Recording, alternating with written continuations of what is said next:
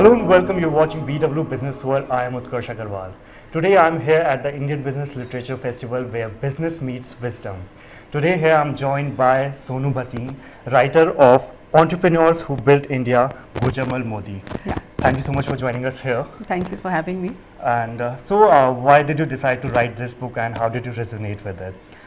Yeah, so this is actually the third book that I've written on family businesses.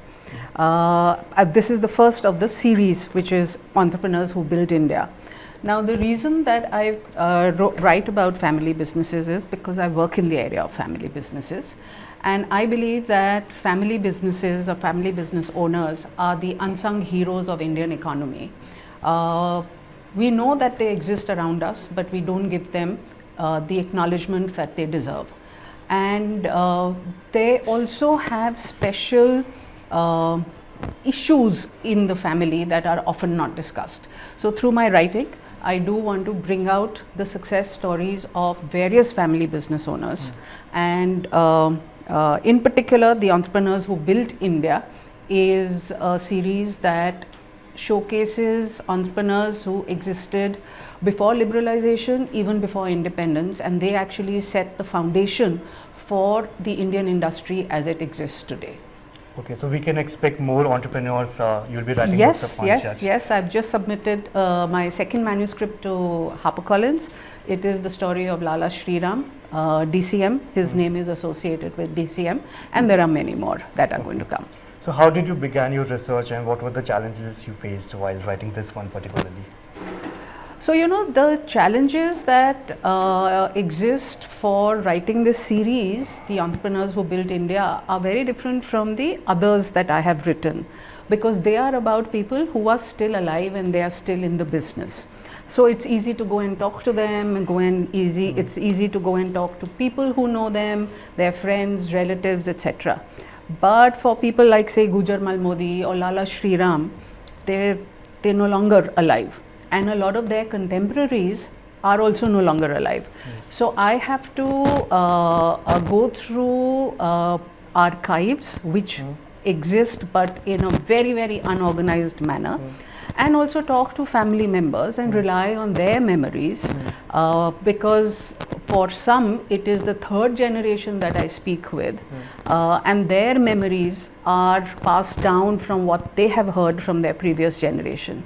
So it's a bit of a tedious work, but I find it really, really enjoyable because it brings alive people and their stories. Okay.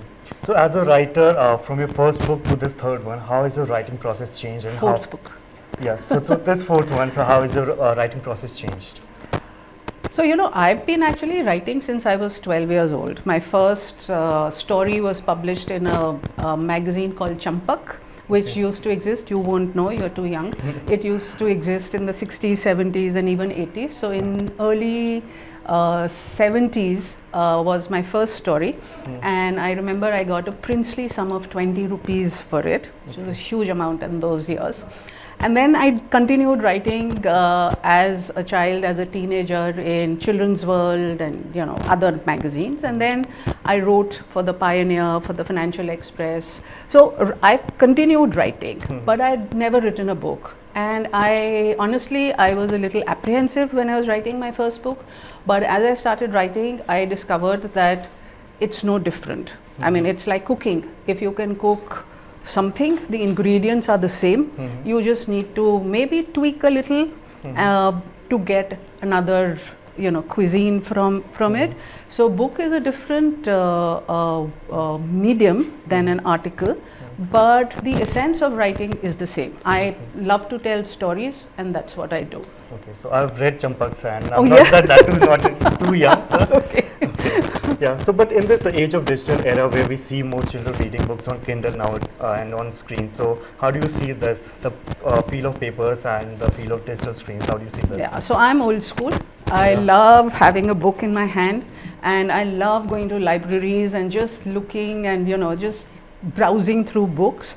So I love this, but I have also started reading a lot on Kindle or on my iPad, because it gives me the flexibility of having many books with me at any time, no matter where I am.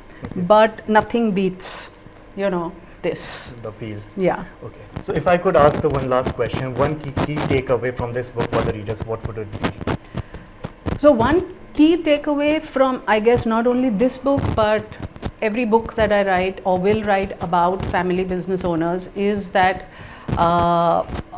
people just see the success, the outward trappings of success, the glitzy lifestyle, the mansions they live in, but they don't know the hard work, the grit, the determination that has gone on for years and years before they achieve success. So my takeaway is that there is no success without hard work and the spirit of entrepreneurship. Okay. Thank you so much for speaking to us. Thank Pleasure you. to- Thank you.